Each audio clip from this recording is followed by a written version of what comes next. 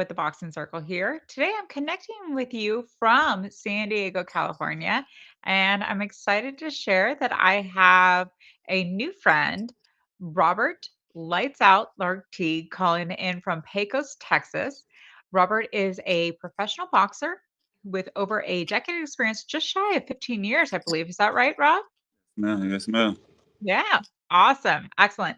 And he is also a founder and owner of a new boxing club that we're going to talk about here in just a second. In fact, you just finished training the youth, which Yes. I love, which we're going to get into that here in just a second. But Okay. I absolutely love that you do that. And I want to make sure we save some time during our chat today to talk about that as well. Okay. But you are the nephew of Sugar Ray, and he said, "You gotta talk to my nephew. He's got a really good story." And not to put you on the spot, Rob, but I wanna hear your story.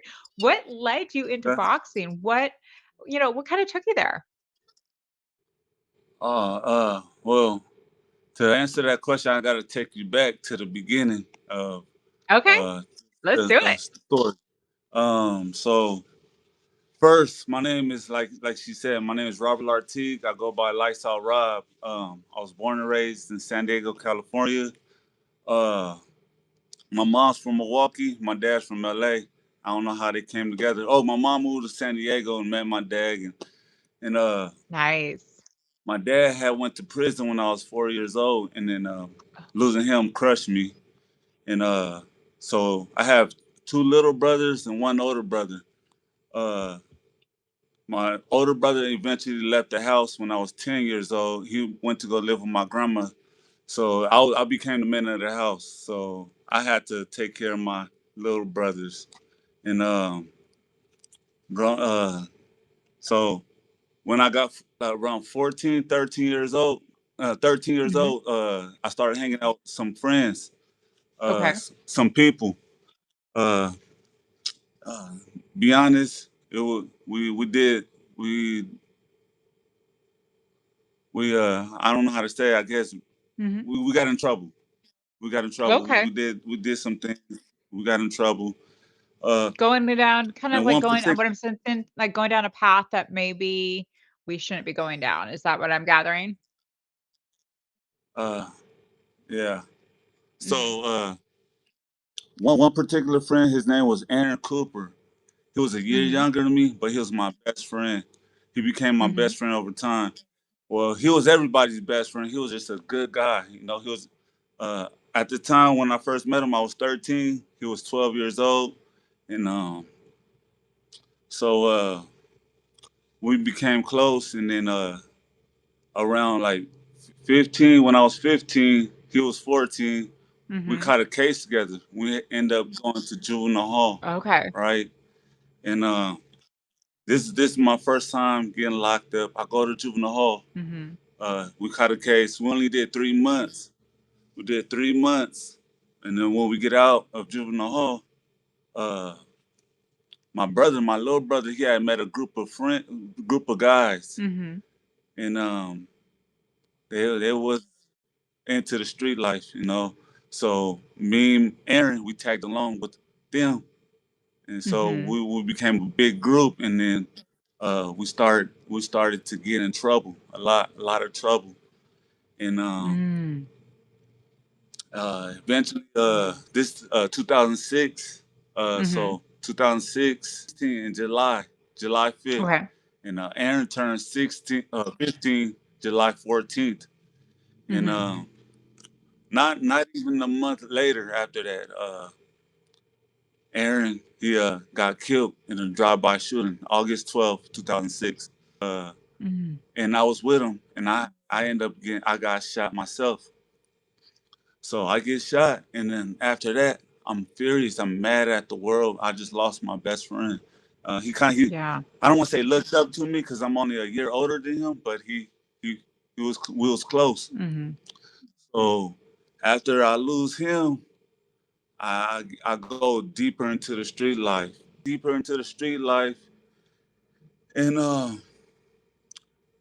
I go in and I'm in and out of juvenile hall at this time. Mhm. So on my 18th birthday, I get locked up, and I went Mhm. to the county jail. There was no more juvenile hall. Go Mhm. to the county jail.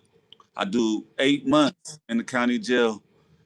Then I get out. When I get out, my dad gets out of prison after doing 17 years. He got Mhm. locked up when I was 4 years old, and I get to meet my dad again. Wow. And when I meet my dad, it was only for a short period of time. End up getting locked up again. Mm. This time I went to prison. I did 3 years in prison. I do 3 years. When I get out of prison, my uncle Sugar Ray, he gets tired. He's like, nephew, you gotta change your life. Mhm. He was fed up. Like, come on, nephew, get it Yep. right. So he drugged me to the boxing gym. Mm. I had no choice. Come on. At this time I'm 22 years old, and he Okay. takes me to a boxing gym. And the first time ever stepping in the boxing gym, I fell in love with the gym. It was everything. It was everything to me. And Wow. after Quite that, the story. uh, yeah, yeah. Yeah, So really I quite the story. boxed. Thank you. Yeah, thank you for sharing that. That's really, really powerful. And I'm really glad, and I'm gonna get some of the answers to, like, how boxing is helping you today, but really powerful, and I'm really glad that Sugar Ray is in your life and also very much said, "Hey, Yeah, cause he you need saved to my try life. this." I haven't went back to jail ever since then. I've been out. I've been good. Sugar Ray is in Boxing's your life and introduced you mm, to boxing. saved And my and it saved your life. definitely. I say it all the time, but boxing saves lives, and it does in multiple different ways. Like, Yes, there's no just one way that it saves people's lives, and it sounds like that is very much true for you definitely. as well. Am I correct on that Mm. assumption? Oh Okay, yeah, yeah. yeah. You're very correct. And Thank you so much for sharing the powerful beginning of your story and what led you to boxing. It's always interesting. I love hearing that. And the very first round, what okay. we're going to start off with here is let's go back down that memory lane. You took me all the way up to when you started boxing, which I appreciate.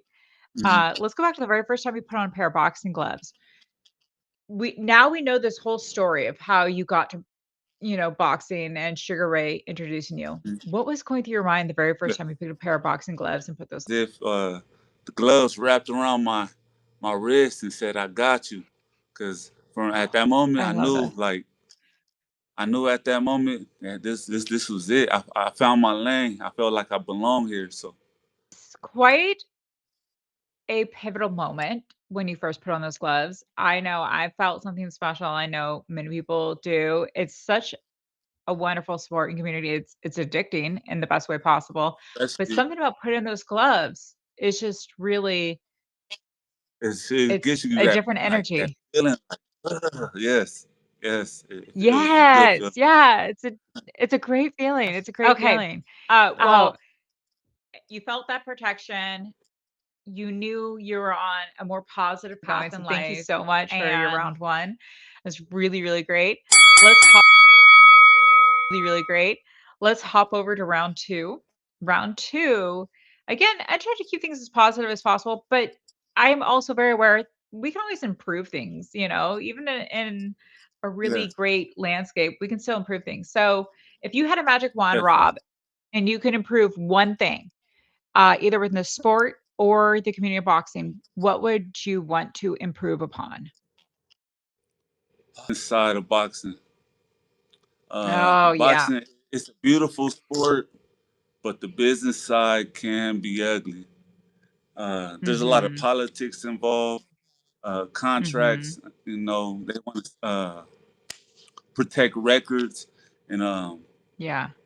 uh, even playing field. Even Uh, yeah. yeah, I would do that just for the fans because the fans want to see the best fight the best. You know, There's definitely some areas that can be improved upon.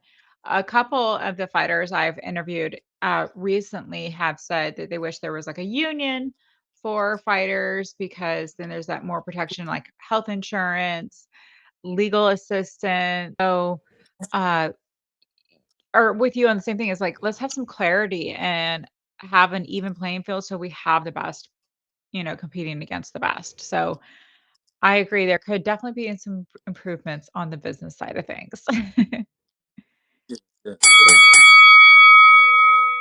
To round three, I have a time machine and we're going to time travel to any fight to see it live, okay, but we can only choose one, Rob. Which fight do you want to see? okay. I want to go with, but Mike Tyson Holyfield, but you said only one, so Yeah. I would have to pick Rumble in the Jungle with Ali and Foreman. Okay. I'm Yes, glad I'm glad you mentioned both because they're both pivotal fights. Rumble in the Jungle. Very No, that's one of the biggest fights in boxing history. You know, not in just boxing, sports. And until yeah. see Ali pull off a victory, uh, it's it's epic. That was a good victory he did. Mike Tyson and Evander Holyfield, that's also huge too. So I definitely get why you Yeah, want to see yeah. both of those. Well, I'll fuel up the time machine and we'll travel back in time and go see the fight live. I love it. Yes, Okay. man. Yes, Okay. man. Round 4. Now, you've shared with us a beautiful start to boxing and how it's really changed your life. This is the time where I really want you to kinda, like, dive in and tell us what does boxing mean and bring to you? It's everything to me. It's growth. It's discipline. Uh, it forces you to tap into like who you really are. It brings out the best in people. I've Mhm. seen shy people, shy, quiet people coming to the gym with no confidence, and all of a sudden they got all this confidence, and it's a huge transformation. So boxing is it's everything. Growth, everything. Boxing is everything. I agree. And then just also Yes, for man. you personally, it's kept you on this positive path in your life, and you said in the beginning, you were also saying that it actually, you haven't gotten into trouble the way you did growing up, and you're now to the point where you're giving back, which is phenomenal. So we're gonna talk about that right after the 5 rounds. But I love how it's the discipline has helped you, and then also the community as well. The community is phenomenal. Challenges you mentally, physically, emotionally. It just teaches you everything. It does. It absolutely does. Inside and out. It does. Okay, we're at our championship round, Rob. All right. So today is the day a brand new fighter decided to pick up a pair of boxing gloves or walk into a boxing gym or step into the boxing ring for the very first time. We don't know their background. We don't know their age. We don't know their physical or mental abilities. What advice do you want to give that brand new fighter? Like the same thing I tell all my students that come into the gym. Not Mm. be patient. Don't rush. Uh, People want to come into the gym and do all these crazy things they see on TV and all these flashy combinations. So I would tell them to be patient. Let's work on the basics. Basics are very important. Uh, Start from A, don't jump to Z. Let's work on your jab. Let's work on your footwork. Uh, yeah, boxing can be boring. It's a repetition. It's doing something over and over and over and over and over till you get it. So, thing that goes for somebody that's stepping into the ring for the first time. Boxing is a patient sport. Be patient. Take your time. Relax. Breathe. Throw your jab. Move around. Don't get tense. Just be patient. And then, I love this. when you Yeah. see an opening, yes, ma'am. Be patient, trust the process, right? It's an extremely dangerous sport. So it's important for us to not Trust rush the process. things. There you go. Yeah. Be patient, trust the Yes, process. ma'am. Oh, Rob, thank you so much for taking the time and walking us through this journey of your story. It's so valuable, and I know it's going to help so many others. Before we get into where you're going to give, your thanks, which I have all, everyone I interview do, let's talk about your boxing club. Tell me Mhm. what you're starting here out in Texas and what you're looking to achieve? Under my carport, right? Mhm. I had two students. Now I got about 35, 40 students. It's growing real fast, and I just started in February. And this community in Pecos, they came together. They helped. We had a fundraiser, and they helped me get this gym. I got bags. I have everything. I don't know but I'm on my ring. I'm building the ring right here. Uh, Fantastic. it's it's the name of the gym is Lights Out Boxing Club. Yes, ma'am. Oh, that's Uh, great. Lights Out Boxing Club out in Pecos, Texas. If you're in the area, it's all ages, correct, Rob? all ladies. Yes, yes, yes, ma'am. All ages. Okay. Well, if you're in the area, please check that out. Thank you so much for giving back and sharing your gift Yes. to the community. It's very much appreciated and helping our youth, the next generation of fighters. I again want to thank you so much for taking the time to chat with me and really just tell a glimpse into your story. This is a time that you can give a shout out to your friends, family, and fans, and just all of your supporters and thank them. Okay.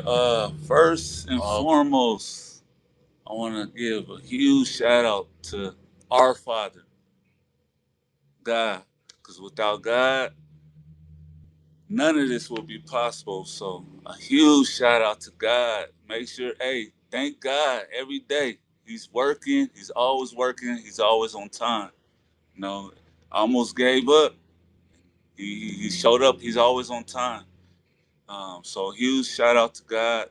And I also want to thank my wife for believing in me, for trusting me, for letting me lead. You know, she see my vision and she's right there. She believes in my vision, and so big shout out to her, my mom, my brothers, my family.